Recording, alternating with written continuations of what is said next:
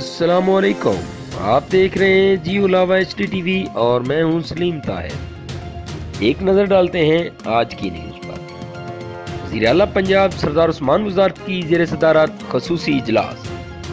آئندہ مالی سال 2020-21 کی بجٹ اور سالانہ ترقیاتی پروگرام 2020-21 کا جائزہ لیا گیا۔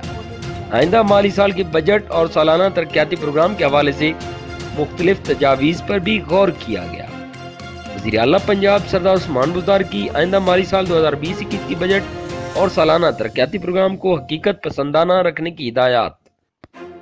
موجودہ حالات کے تناظر میں بجٹ اور سالانہ ترقیاتی پروگرام میں ترجیحات کا تعین کیا جائے گا۔ کورونا وبا کے باعث شعبہ صحت کے لیے زیادہ وسائل مختص کیے جائیں گے۔ تعلیم، صحت، ٹرانسپورٹ، پینے کے صاف پانی اور سماجی شعبوں کی ترقی کو ترجیح دی جائے گی۔ کورونا وبا کے باعث محکموں کو غیر ضروری اخراجات میں مزید کمی کی ہدایت بھی کی گئی۔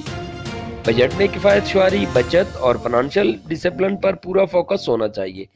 سالانہ ترقیاتی پروگرام کے حوالے سے پبلک پرائیویٹ پارٹنرشپ اور پروجیکٹس پر توجہ دی جائے گی۔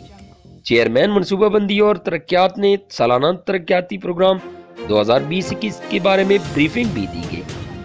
پوری کوشش ہے کہ عام آدمی کو زیادہ سے زیادہ ریلیف دیا جائے۔